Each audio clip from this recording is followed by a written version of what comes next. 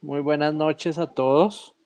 Bienvenidos a nuestra primera sesión de seminarios en Derecho Digital, Derecho Privado, Arbitraje y Legal Tech. Esta es, digamos, una estrategia que hemos diseñado con los miembros del semillero de investigación y puntualmente con los entrenadores y tutores del grupo, la profesora Isube Vargas, que nos acompaña acá, el doctor Diego Beltrán, el doctor Daniel Ríos, la doctora Isabel, eh, la doctora Isabel y quien va a ser hoy su expositora, la doctora María Paula Prada.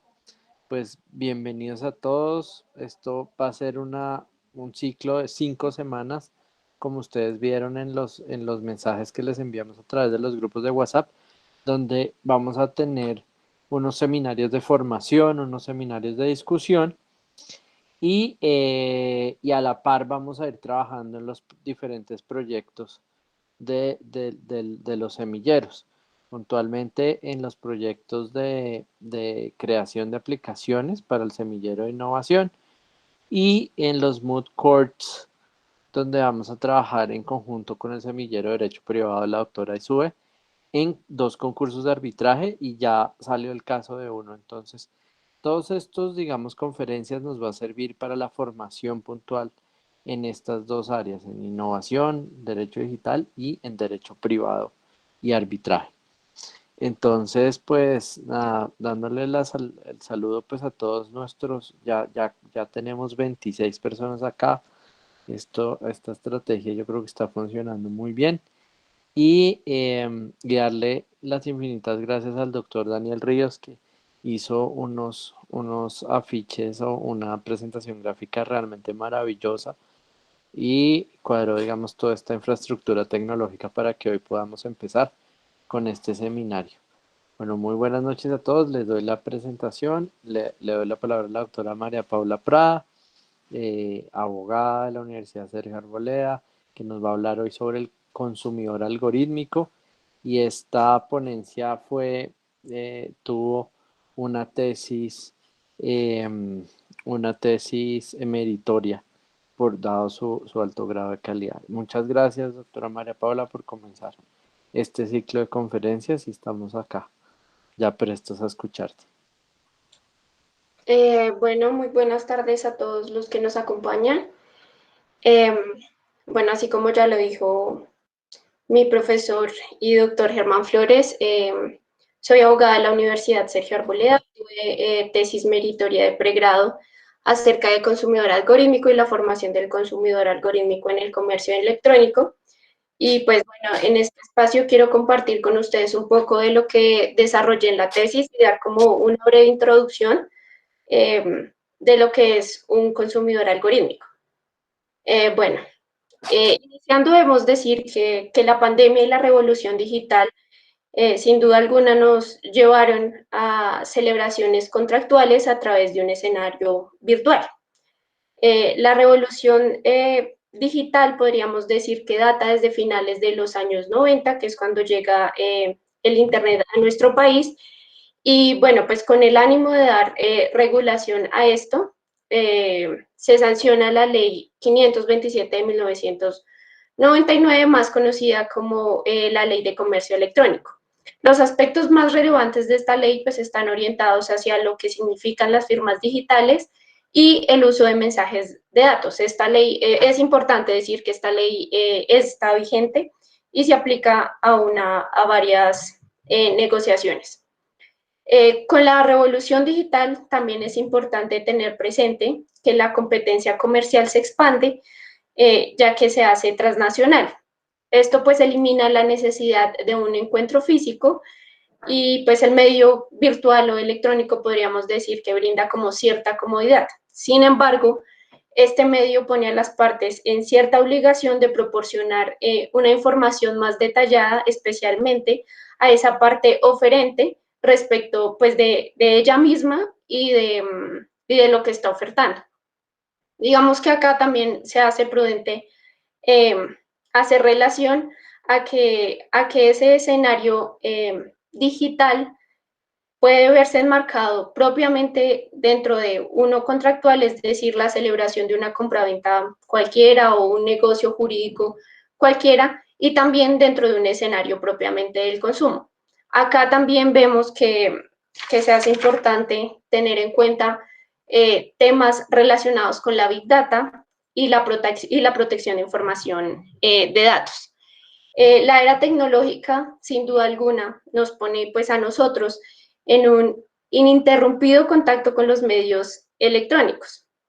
A raíz de esto, lo que han buscado las grandes almacenadoras de información es exponer y responder de manera breve y asertiva a las necesidades y a los requerimientos que presentan los usuarios y los consumidores.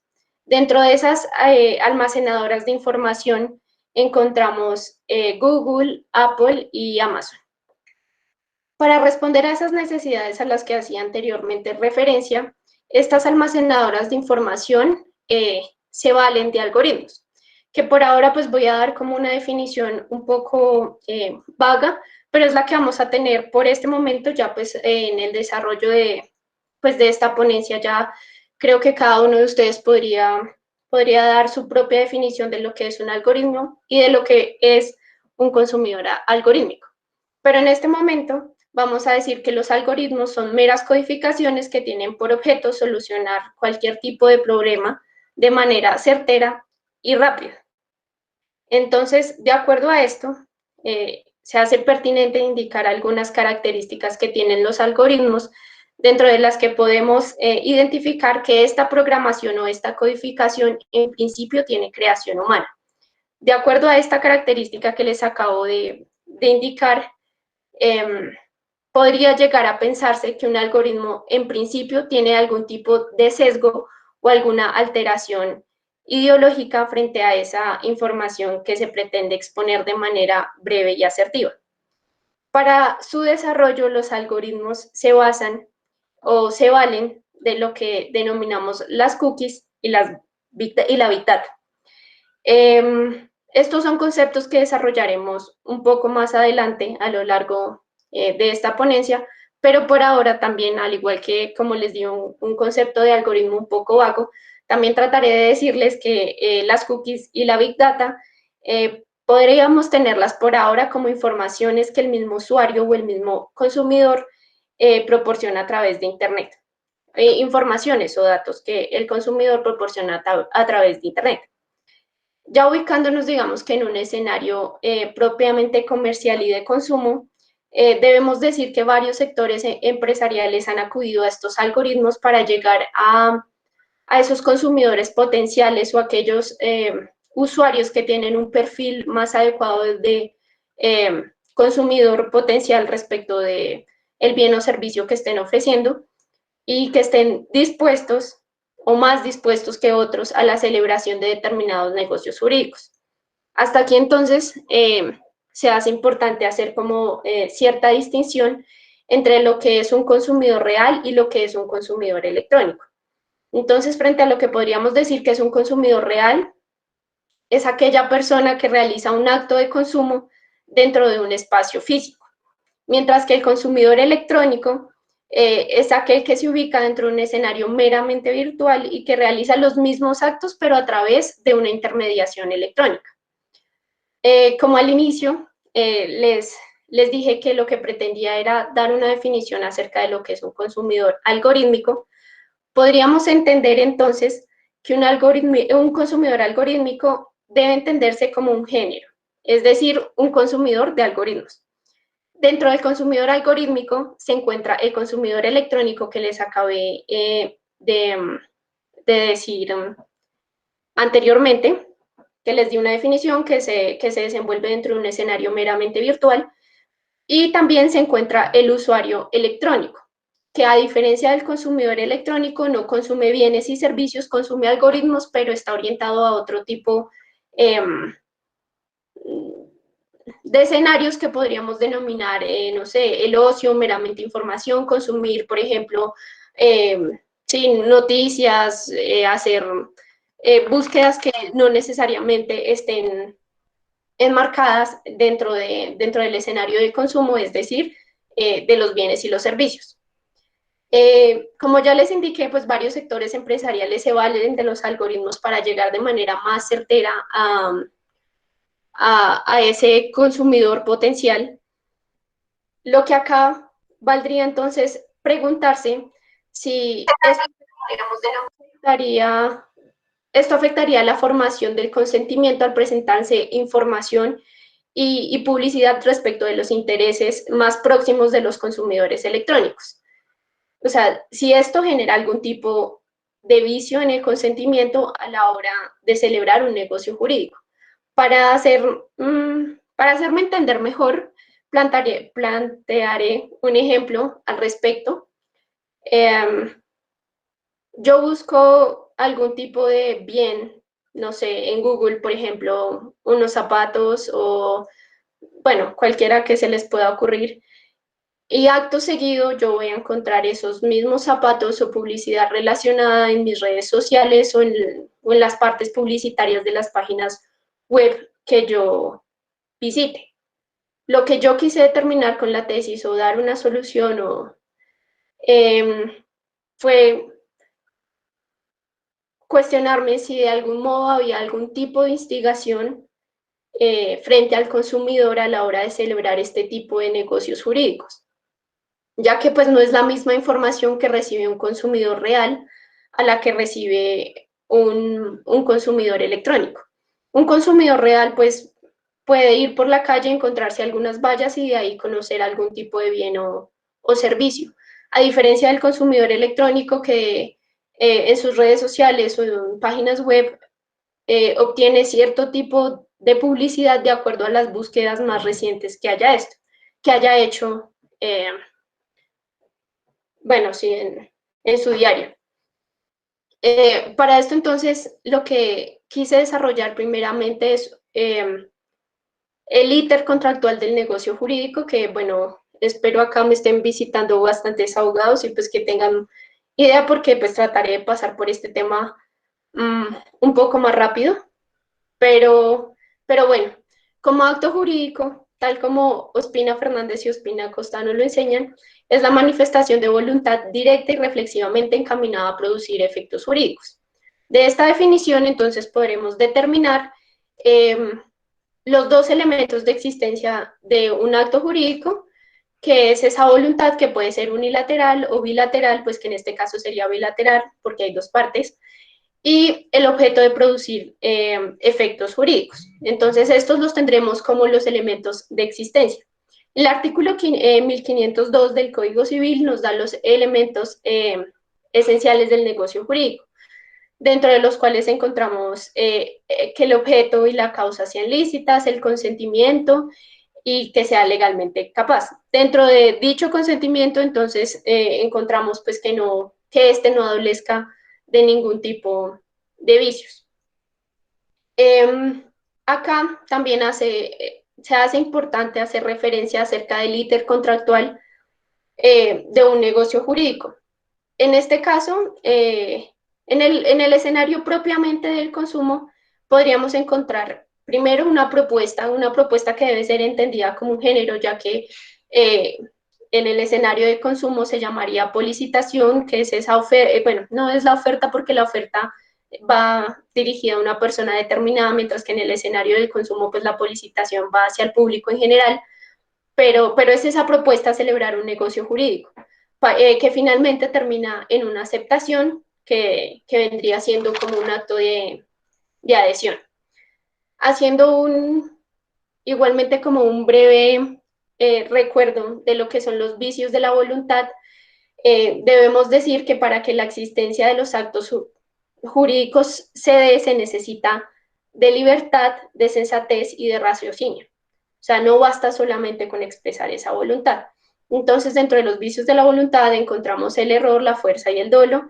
Dentro del error encontramos el error de hecho, que este pues refiere al móvil propiamente del negocio jurídico, y también pues encontramos el de derecho, pero como ya sabemos, este no vicia el consentimiento, ya que la ignorancia de la ley no sirve de excusa. Pero dentro de los del hecho pues encontramos los vicios de error de hecho que refieren al negocio, al objeto, a la sustancia o a la persona. Y pues estos generan nulidad relativa. Sin embargo, hay doctrinantes que opinan que el error en el negocio y en el objeto son errores obstáculos, lo que permite, lo que impediría la formación del negocio jurídico a cabalidad y por ende pues daría su inexistencia. Dentro de otro de los vicios encontramos la fuerza, que es esa fuerza o violencia física o moral que se ejerce sobre una persona para llevarla a consentir determinado negocio jurídico. Y finalmente encontramos el dolo, que es un artificio del que alguien se vale para engañar a otro y así pues que se celebre un negocio jurídico. Dentro de estos tipos de dolo encontramos el dolo dirimente, el incidental y el tolerado. El dirimente pues es el que sí vicia eh, el negocio jurídico, el incidental no lo vicia ya que falta de un requisito y el tolerado es el que hace referencia a, digamos que nos lleva también otra vez a considerar ese escenario propiamente del consumo, ya que es ese dolo del que se valen en la publicidad, es decir, son los usos habituales dentro del comercio que permiten hacer cierto tipo de exageraciones para que una persona lleve a consentir determinado negocio jurídico. Sin embargo, este dolo tolerado está basado en la teoría del consumidor medio, a la que yo tengo como cierta crítica, ya que también debería verse la teoría del consumidor real y pues en este caso tener en cuenta ciertas condicionales de tiempo, modo y lugar. Ya haciendo esto, un breve resumen de lo que es el negocio jurídico y de los aspectos más importantes para luego, digamos que encadenarlos con los del consumidor algorítmico, procederé a desarrollar los aspectos de lo que es una cookie y de lo que es la Big Data, que como les dije anteriormente podríamos determinarlos como informaciones que dan voluntariamente los usuarios o los consumidores electrónicos. Pero por ahora ya entraremos a hacer un estudio, digamos que más profundo de lo que es una cookie, que podríamos entenderla como un fragmento de un texto de un servidor, que un servidor web almacena en un disco duro. Un sitio web puede generar un número único de identificación para cada visitante mediante un archivo de cookies. Es por esto que se hace posible, por ejemplo, que yo esté llenando un formato o si algún tipo de encuesta o algo así en una página web y que yo me salga de la página o bueno, no sé, por algún suceso tuve que abandonarla y que cuando yo la retome esté exactamente en el mismo lugar en donde yo la había dejado. Esto mismo sucede, por ejemplo, cuando yo hago compras por internet y agrego al carrito, abandono la página, regreso a la misma página y encuentro la página en el estado en el que estaba. Digamos que acá surgía un problema en el que decían, bueno, pero pues digamos que un ordenador o un computador no lo usa solamente una persona, lo pueden usar varias personas. A lo que se crearon las cuentas ID y los correos electrónicos aliados.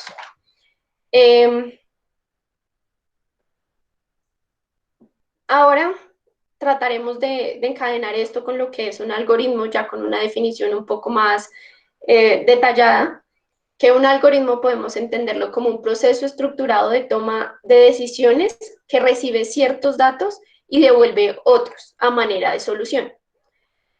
El diseñador del algoritmo, como les dije, pues en principio no, siempre va a ser una persona humana, que es por esta la crítica que de algún modo puede tener cierto sesgo. Este mismo diseñador pues puede establecer los parámetros de decisión o de solución que presenta el algoritmo.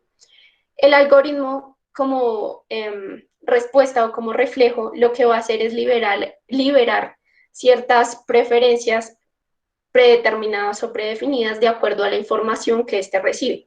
Como ya les dije, pues los algoritmos reciben ciertos datos y pues en respuesta dan una solución.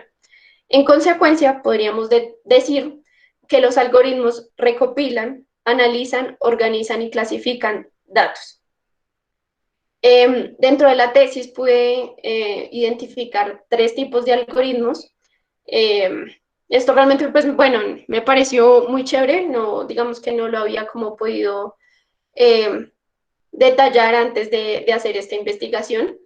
Pero bueno, por ejemplo, hay algoritmos que mejoran el conocimiento en general o la tecnología. Es decir, que a través de la recepción de ciertos datos, hay algoritmos que nos permiten predecir, por ejemplo, el clima, nos permiten también predecir algunas enfermedades y prevenirlas, incluso nos pueden ayudar a descubrir nuevos virus. También están los algoritmos de optimización, que son los que usan normalmente las plataformas colaborativas y que, bueno, más adelante pues les daré un poco más en desarrollo de este tipo de algoritmo. Y finalmente pues están los algoritmos integrados a sistema, que son aquellos que se establecen como dentro de objetos físicos, como los carros, los robots, algunos electrodomésticos inteligentes, como pues, las neveras, las lavadoras, en fin. Como todos sabemos, pues el intercambio de información y de datos cada día se hace más fácil, lo que permite crear un algoritmo personalizado. Es decir, nosotros como usuarios de Internet no tenemos acceso a toda la información que hay allí, sino que cada vez el algoritmo cierra más la brecha de amplitud para solamente dar paso a lo preexistente pues en nuestras búsquedas o en las búsquedas de los usuarios.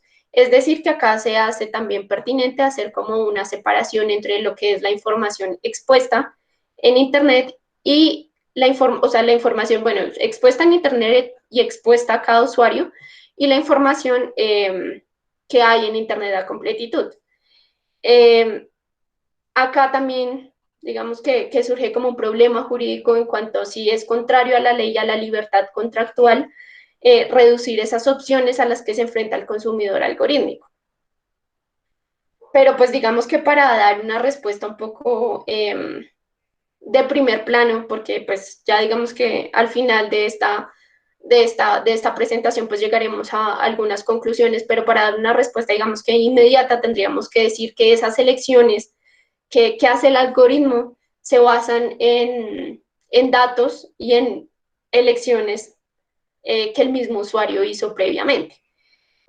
Sin embargo, también hay que tener en cuenta que los algoritmos dan soluciones, digamos que a corto plazo, y digamos que acá también se presenta un problema, ya que es posible que el usuario o el consumidor de algoritmos cambie sus preferencias a lo largo pues, del tiempo, y pues el algoritmo al contemplar el corto plazo o dar soluciones inmediatas, pues ignora el largo plazo y digamos que podría llegar a conducir a algún tipo de error a los usuarios.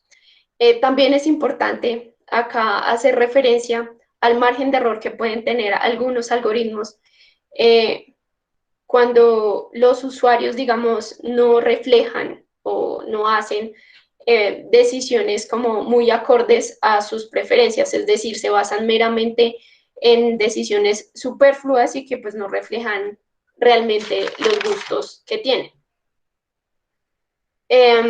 Hablando propiamente del comercio electrónico, es importante definirlo como el intercambio de bienes y servicios a través de Internet, la compra y venta de bienes y servicios a través de medios electrónicos.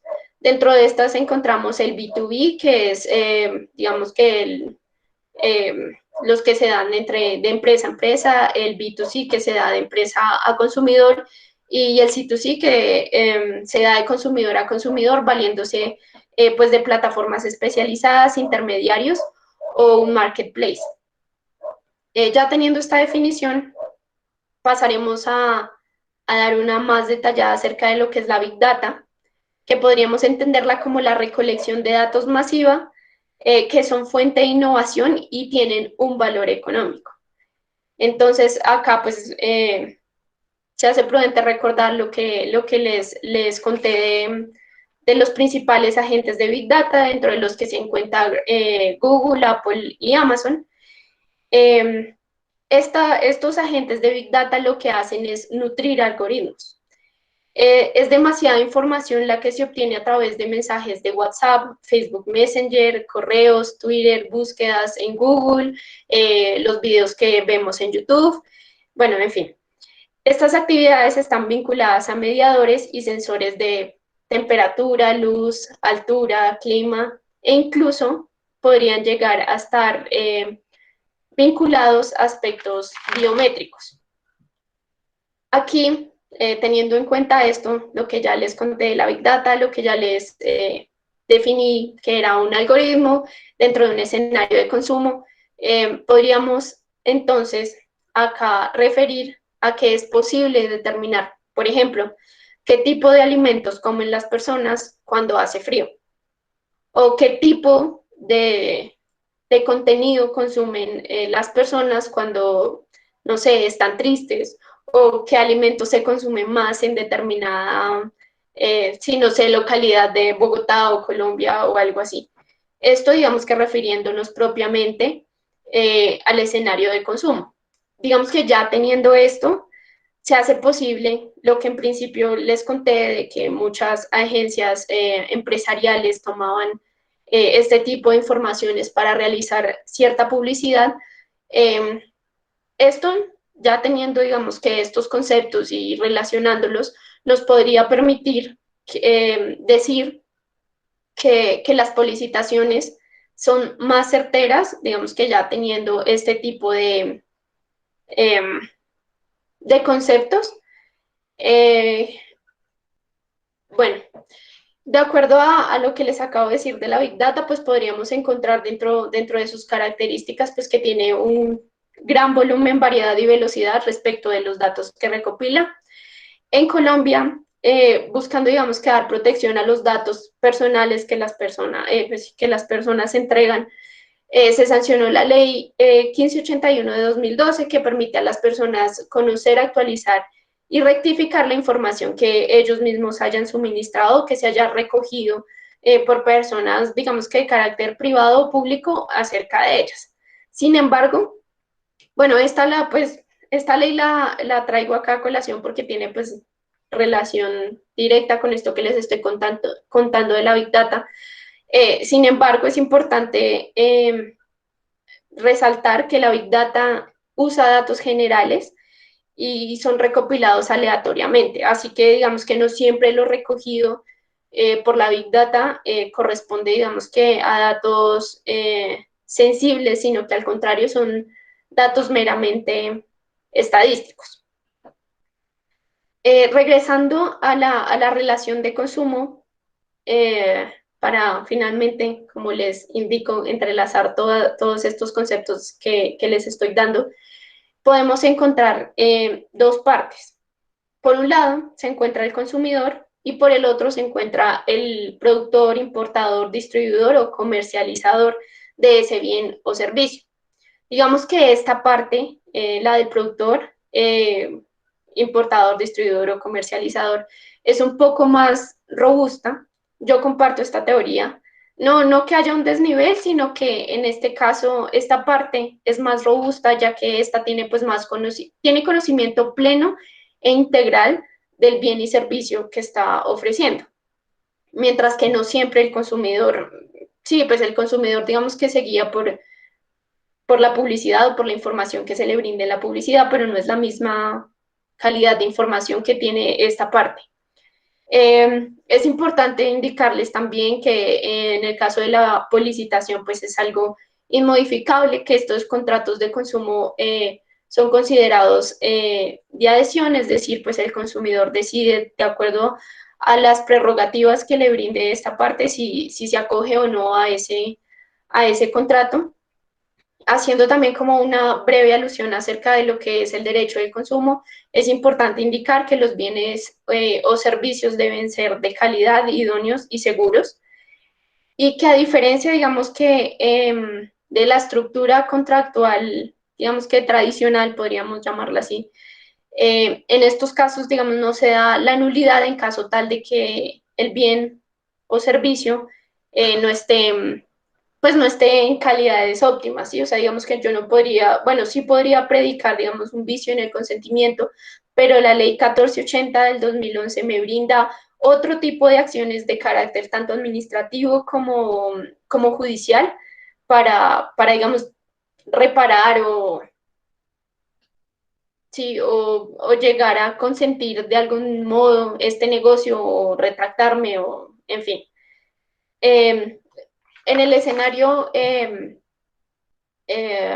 electrónico de consumo es importante indicar, bueno, no solamente en el electrónico de consumo, sino pues bueno, también en contractual que se dé a través de medios electrónicos, que el consentimiento pues puede manifestarse de cualquier manera, siempre que la forma en que se haga y los medios que se usen sean idóneos.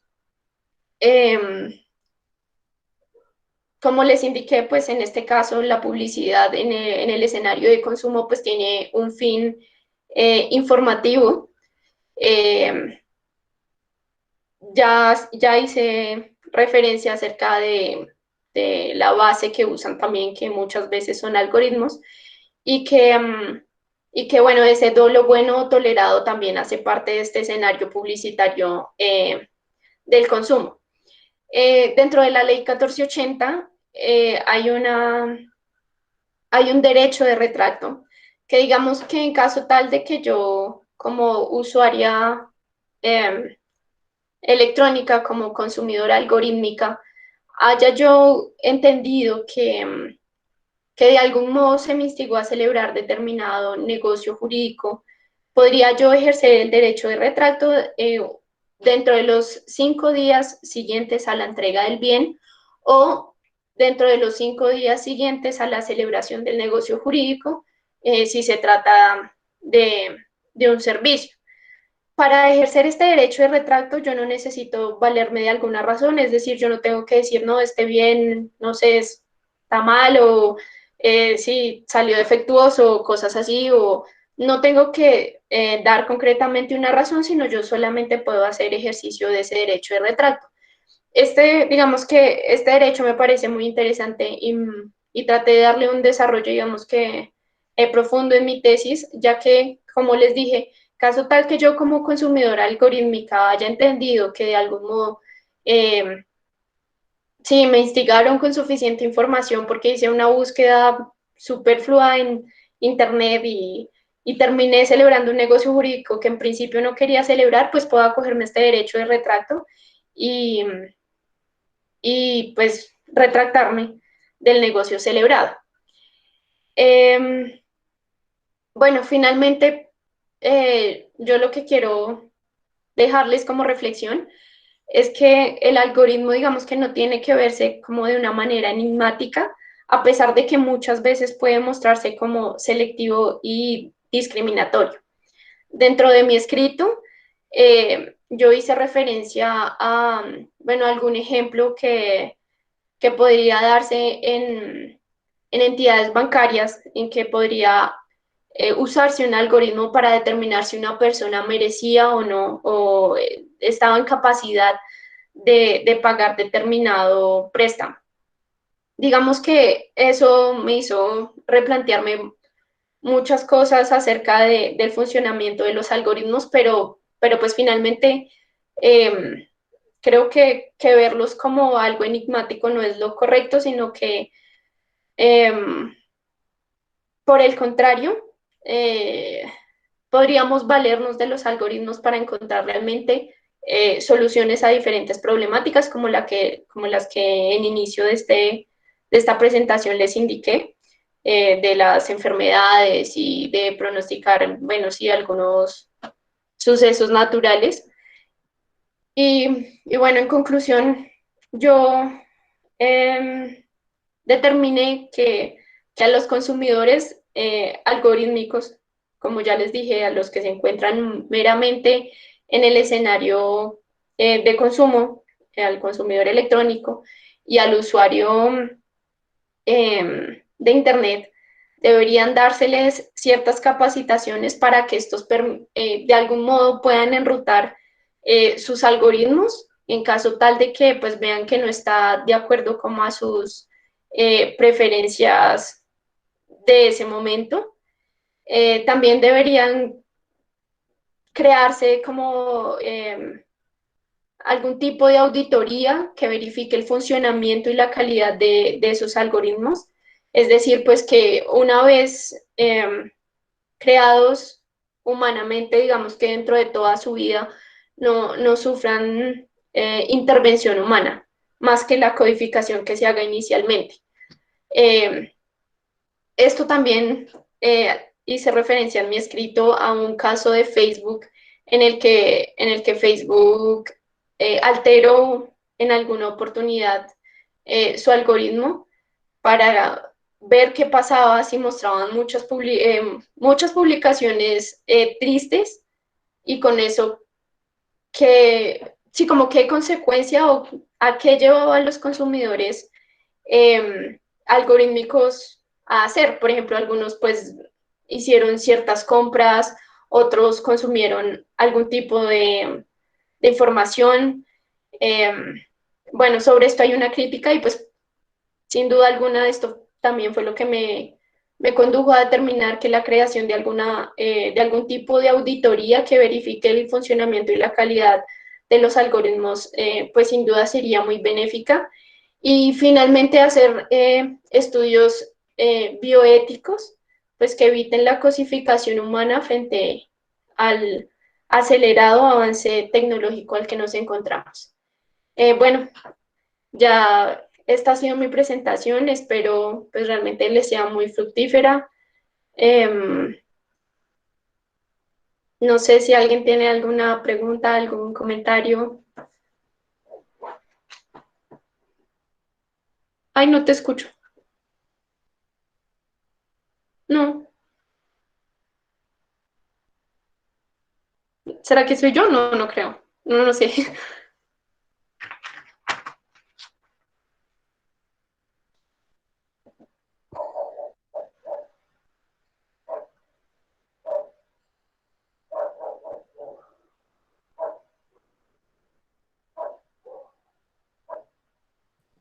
Doctora María Paula, ¿me escucha? Sí, a ti te escucho. Doctora María Paula, buenas noches. Mi nombre es Einer Mendoza. Hola, Tengo una pregunta.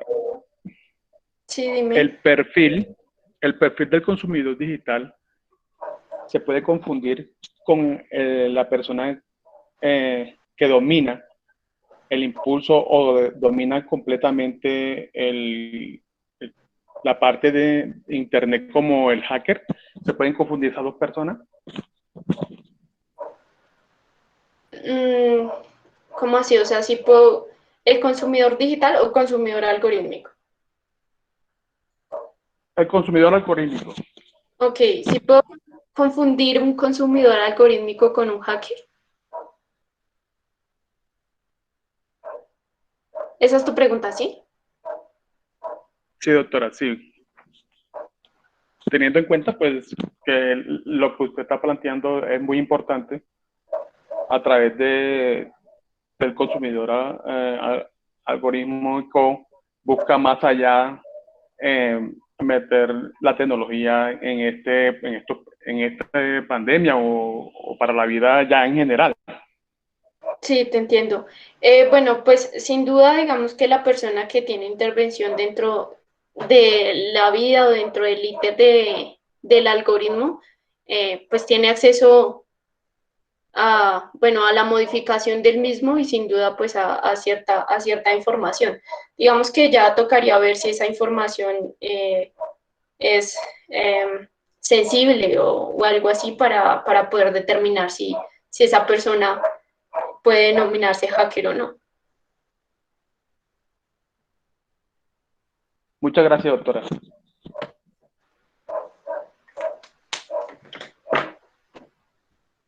Ya, ya. Sí, ¿Ahora se escucha? Sí, sí, ahora sí te escucho. sí. Vale, perfecto. Bueno, María Paula, es que no me suele servir el micrófono por mí, entonces me toca por acá. Lo primero es felicitarte por el excelente trabajo que hiciste y que acabas de hacer exponiéndonos de manera clara, tranquila y además con una exposición de verdad de valorar. Tengo que confesarles a todos los oyentes aquí que yo tuve la oportunidad de leer el trabajo de María Paula antes, entonces eso me pone en ventaja frente al resto. Y no lo he leído todo, pero sí que alcancé a leer hasta la mitad y ya tu exposición me terminó como de concluir. La verdad que alegra mucho tener en la universidad estudiantes así, tan dedicados, se nota que hiciste con pasión y que realmente los resultados son muy buenos. Yo tengo algunos comentarios y alguna pregunta, ¿vale? Por hacer. Lo primero es que esto es un comentario. A mí realmente me produjo una reflexión tu trabajo. Yo creo que todos los trabajos deben llevar a hacer reflexionar a las personas, y es en qué medida el Big Data y los algoritmos hacen que forme el consentimiento en la celebración de un acto jurídico. Y yo creo que es el algoritmo viene siendo como la mejor herramienta que siempre se ha utilizado en lo que denominan neuromarketing, ¿no? Que es cómo nos trabajan psicológicamente para que terminemos seleccionando uno u otro producto, ¿de acuerdo? Y eso, de alguna manera, con las herramientas que tenemos ahora, inteligencia artificial o en todos los algoritmos que mueven las redes sociales, yo creo que sí que corta un grado de libertad, ¿no? Porque al final son redes las que terminan guiándonos y yo he sido parte de ello, de terminar comprando cosas que luego decía, pero no las quería, pero bueno, terminé por los likes o por lo que sea, termino por comprarlas. Pero aquí quería hacer alusión a una frase que siempre le digo a mis estudiantes cuando empiezo a explicar vicios del consentimiento, y es que más allá de tutelar esa formación del consentimiento, lo que el ordenamiento debe buscar con los vicios del consentimiento son justas causas de desvinculación jurídica. ¿De acuerdo? Entonces, ahí creo que sí que pues, llegas al final a entender que el algoritmo no tiene por qué ser malo, per se, que es una buena herramienta, y que lo que tendríamos que ver es en qué medida encontramos una justa causa para considerar que el consentimiento, de una justa causa de vinculación jurídica, no tanto yéndonos al consentimiento en sí. Eso por un lado. Por el otro, no entendí muy bien cómo podríamos encauzar el error como vicio del consentimiento en el caso del consumidor algoritmo.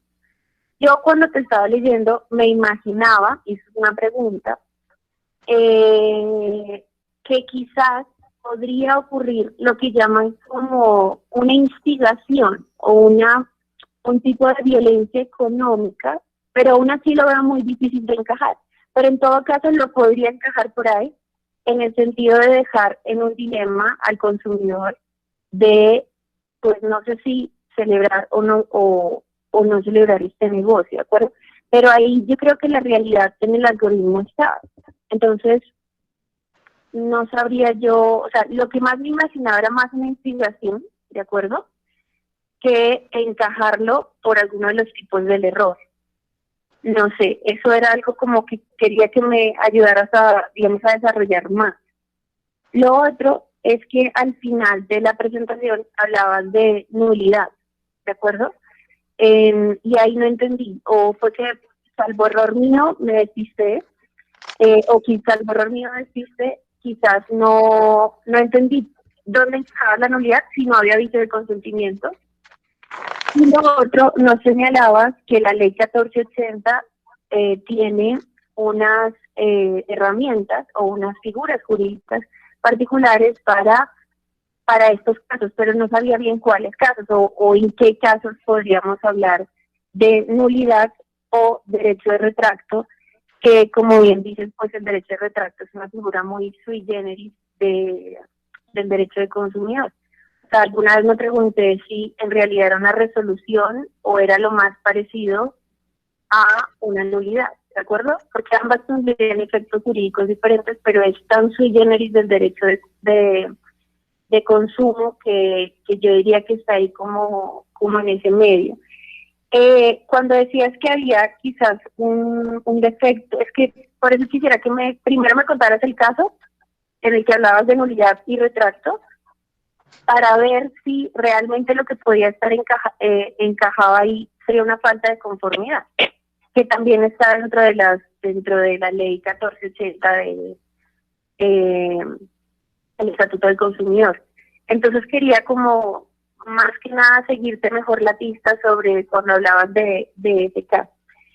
Y por otro lado, también me hizo reflexionar sobre si los algoritmos de alguna manera son, como bien decías, detrás de la construcción pues hay una persona humana. Y detrás de sus diseños sí podrían haber ciertos sesgos de información que nos llevaran a un tipo de discriminación, pero discriminación en términos de mercado. Es decir, esto es algo nuevo, ¿vale? Como para otros, no tiene que ver con tu trabajo.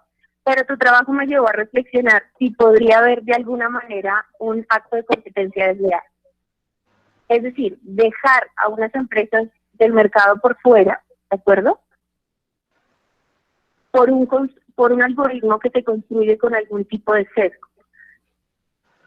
Pero ese es otro tema, no tiene que ver con el tuyo, pero es simplemente como ya eres la especialista en consumidor algorítmico, pues quería saber cuál era tu opinión, más que todo, y muchísimas gracias, reitero, por aportarnos tanto. ¿Verdad? No, gracias. Gracias a ti y sin duda pues me honra un montón que hayas leído mi trabajo, que espero lo termines de leer y que estaré esperando tus comentarios. Bueno, pues digamos que ya respecto a la pregunta en concreto que me hacías de los vicios del consentimiento, concretamente del error, pues yo veo viable que se pueda presentar, o sea, digamos, podríamos nosotros encontrarnos frente a un escenario en donde haya error en el objeto o error en la sustancia, por ejemplo, digamos, frente a algún bien que yo haya pedido, digamos, dentro de un escenario propiamente de consumo electrónico. Pero digamos que si yo hago el paralelo con algo puramente contractual, digamos que yo haya celebrado una compra-venta en donde no haya inmediación virtual, sino que haya sido, digamos, en un encuentro físico, sí, y no se hayan marcado, digamos, que dentro de un escenario propiamente de consumo, digamos que las acciones que yo tendría o las predicciones que yo tendría frente a ese negocio en caso tal de llegar a incurrir en algún tipo de error, pues serían diferentes. Digamos, yo predicaría la nulidad en este caso, pero si se me da ese mismo caso, pero ya en un escenario propiamente de consumo, que yo compré en una empresa, no sé, un reloj y el reloj salió terrible y no me sirve para nada, para lo que debería servir un reloj, por ejemplo, pues yo digamos que no predicaría la nulidad relativa a ese negocio, sino que yo acudiría más bien, pues digamos, a esas acciones, tanto administrativas como judiciales, que me brinda la ley 1480. ¿Sí me hago entender? O sea, digamos, ese fue como el reflejo que yo quise hacer ahí, como el paralelo, digamos que de un negocio puramente contractual y uno que se desarrolle dentro del escenario de consumo y que se dé a través de medios electrónicos. Ahí lo que se hablaba en cuanto al derecho de retracto, lo vi, digamos que como una posibilidad en cuanto a que yo como consumidora algorítmica reconozca que de algún modo yo fui instigada para celebrar determinado negocio jurídico a través de medios electrónicos dentro del escenario de consumo, que yo pueda tener retracto. O sea, digamos que a mí me parece que 5 días es un tiempo pues prudente para que yo haga ese tipo de reflexiones. Por eso quise hacer referencia al derecho de retracto, porque en caso tal de que yo me reconozca en tal posición, como el mismo derecho lo indica en la ley, pues no me debe asistir ninguna razón en concreto para yo retractarme de ese negocio celebrado. Por eso quise pues también hacer referencia a ese derecho de retracto. No recuerdo si había otra pregunta. Pero creo que ahí ya están las que me hiciste.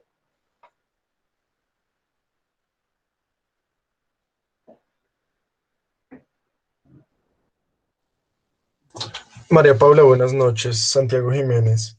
María Paula, a mí me surge una duda sobre lo que tú mencionas respecto al derecho de retracto que tiene el consumidor algorítmico. ¿Cómo es posible o cómo yo como consumidor le demuestro o pruebo que realmente fui, digamos, acosado, fui instigado por la sobrecarga de información, de ofertas, de, no sé, post o lo que encuentra uno en Instagram, en estas cosas, para yo ejercer mi derecho de retracto? Bueno, pues como te indico, como estas, como es que este negocio jurídico se celebra como con cierta inmediación, se celebra a través de medios electrónicos, son pues ventas a distancia. La ley 1480 me faculta para que yo ejerza ese derecho de retracto sin tener alguna razón en concreto para hacerlo. ¿Sí me hago entender? Entonces, como no tengo que demostrar absolutamente nada, yo puedo ejercer ese derecho de retracto siempre que lo haga dentro de los 5 días siguientes, bien sea que yo recibí el bien o dentro de los días, dentro de los 5 días siguientes a la celebración del negocio jurídico, cuando se trata de un servicio, como no debe asistirme ninguna razón o no debe asistirme alguna razón para yo ejercer ese derecho de retracto, pues yo libremente lo podría hacer. ¿Sí me hago entender?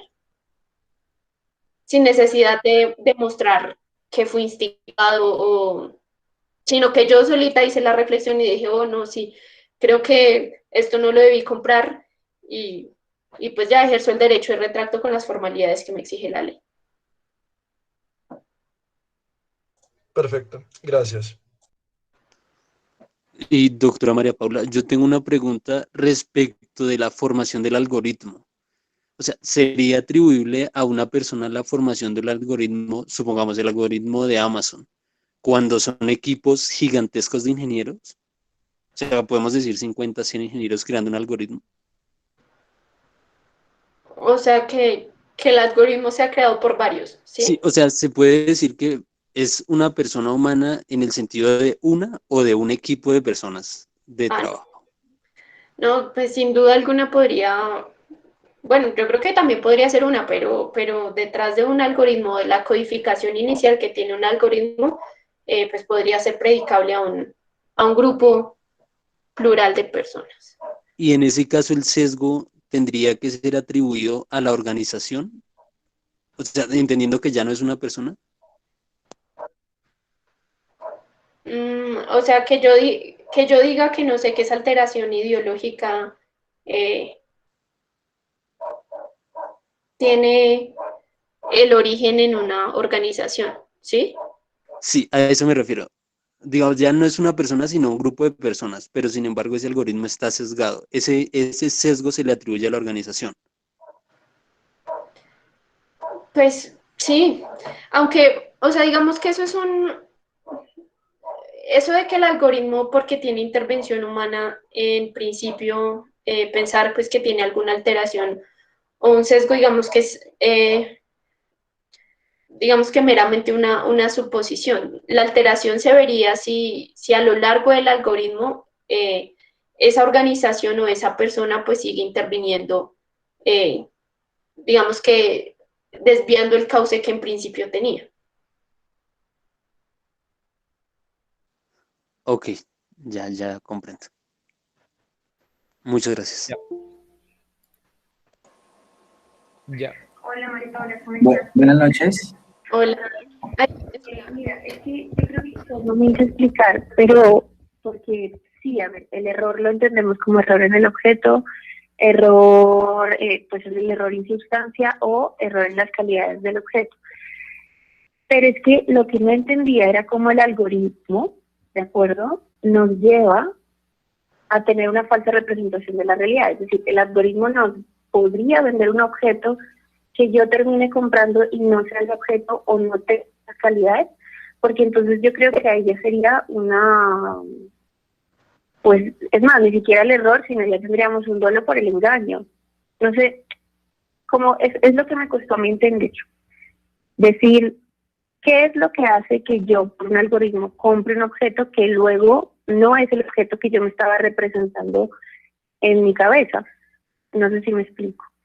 Pero a través del algoritmo, que es lo que quería como ahondar ahí. No sé si... El error no se ve propiamente, digamos, bueno, en el negocio, en el objeto, en la sustancia como tal, sino que sea el algoritmo el que haya orientado ese error. ¿Sí entendí? ¿Me puedes volver a repetir así le subo el volumen? Ok. Que en este caso, o sea, por ejemplo, que sea el algoritmo mismo el que haya inducido el error y no el objeto, ¿sí? Esa es la... Vale.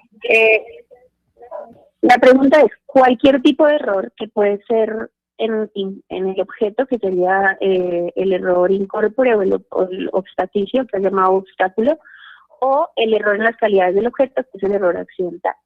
Pero digamos que el problema no es tanto el tipo de error, sino la pregunta era sobre cómo el algoritmo, ¿de acuerdo?, nos lleva a hacernos una falsa representación de la realidad, que sería el error. No sé si me explico. Sí, creo que ya te O sea, entiendo. algunos de los tipos de error, que puede ser el objeto, el accidental. Sí, pero o sea, que no esté, digamos, el error enmarcado meramente como bueno, en el objeto o en la sustancia, sino que sea el algoritmo el que conduzca ese error, ¿sí? Sí, exacto. Cómo el algoritmo Podría llegar, conlleva o provoca el error, básicamente. oh Dios mío. No, pues la verdad creo que ese tipo de caso no lo contemplé o no lo he contemplado tampoco. Pero yo creería, o sea, digamos que dando una respuesta demasiado inmediata, eh, el algoritmo, digamos que de algún modo podría inducir a ese error en cuanto a la publicidad que el mismo presente. Pero, pero creo que tendría que desarrollar un poco mejor esta respuesta para poderla. Esta es una mera idea que digamos que fue lo primero que pensé cuando me hiciste la pregunta, pero tendría que hacer un desarrollo mayor acerca de eso. No podría dar una respuesta así como tan de repente, o una respuesta concreta tan de repente.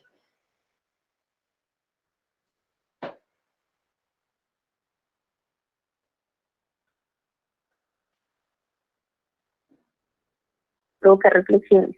Entonces, ese es un tema que ¿Qué me sería? gustaría ver, digamos, y lo otro, lo que te decía, la competencia Sí, también. desleal por el sesgo de información o de Big Data que pueda existir en los algoritmos. Pero nada, reitero mi agradecimiento por tus respuestas, fueron muy satisfactorias y tu ponencia. Gracias. No, gracias a ti también por esas reflexiones. Sí, gracias, doctora María Paula, por estas reflexiones. Yo creo que, digamos, hacia allí van los debates sobre el derecho del consumo. Eh, digamos que respecto a la pregunta que te hacía la doctora Isube, yo pensaría que esto hace parte de los grandes debates que tienen que ver con la responsabilidad de la inteligencia artificial en todos los sectores. Es decir, porque, por ejemplo, desde el derecho de autor, uno ve que el gran debate ahora es quién tiene la responsabilidad o quién tiene primero, quién ostenta los derechos de propiedad intelectual de las obras creadas por inteligencia artificial. Pero este es solo partecita muy pequeña del debate. ¿Quién va a ser el responsable en estos temas de responsabilidad por infracciones a las leyes de consumo? Que eso también va a ser bien, bien interesante. Y así como otro tipo de temas que tienen que ver precisamente con cómo vamos a tratar al algoritmo desde el punto de vista de responsabilidad, desde el punto de vista de derechos, desde el punto de vista cuando uno mira, por ejemplo, la teoría de los sujetos jurídicos, ¿qué categoría le vamos a dar a esos algoritmos, a esa inteligencia artificial? Y ahí vienen, digamos, los grandes retos que son a los que estamos invitando en este semillero a tratar, pero veo que tenemos la mano levantada de Edgar Vicente Villamil. Edgar. No, doctor, se me iba a activar, pero no. Ajá, pensé Yo que tengo ibas a una partir. yo tengo una preguntita, doctor Germán Darío, si Sí, me permite, para la doctora María Paula. Buenas noches, con claro Roger. que sí, Roger. Perdón, María Paula, doctora María Paula, pues no sé si han planteado o de pronto qué incidencia podría llegar a tener o qué, digamos, planteamiento se puede hacer el tema de los consumidores algorítmicos o, bueno, no sé, las bitatas, en el marco de la nueva ley 1996 de 2019 con relación a que todas las personas ya son capaces, tienen capacidad. Pues estamos viendo con la doctora Ixue, lo vimos, el tema de que pues ya todas las personas gozan de capacidad y pues cómo sería el actuar en cuanto a si alguna de estas personas actúa o no actúa con los apoyos, el representante, o cómo sería el manejo que le darían a estas personas si llegaran a realizar un negocio jurídico bajo el marco de esta nueva ley. Ok, entiendo. Pues bueno, digamos que ya, pues teniendo en cuenta esta ley, yo creo que podríamos aplicar las mismas, o sea, los mismos baluartes que tenemos para la parte meramente contractual, en cuanto, digamos, que a los elementos esenciales de la formación del negocio jurídico, podríamos llevar esos mismos baluartes al escenario electrónico. Entonces, pues creo que no tendría como, digamos, pues sí Mayor valdría la pena incidencia. mirar a detalle, pero, pero digamos que por equivalencia, pues lo mismo que aplicamos en la parte, digamos que puramente contractual en un escenario real, pues la podríamos llevar también al escenario electrónico. Ok, listo. Muchas gracias, doctora. Gracias. Eh, Escuchamos.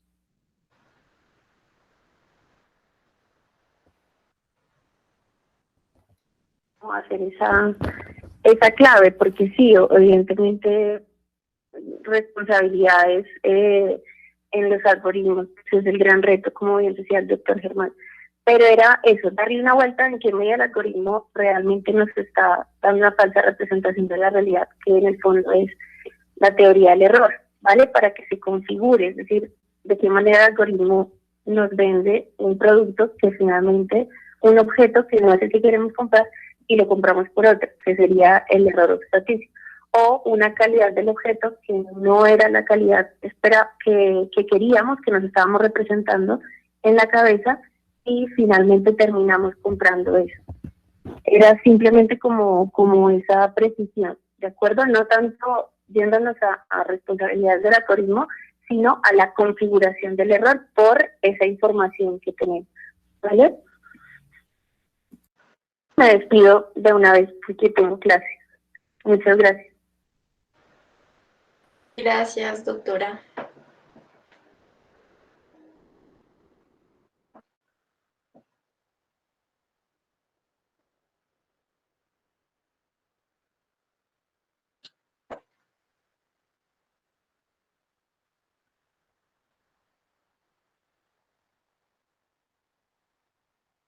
Bueno, con esto entonces terminamos nuestro primer seminario. Yo creo que fue muy exitosa esta charla.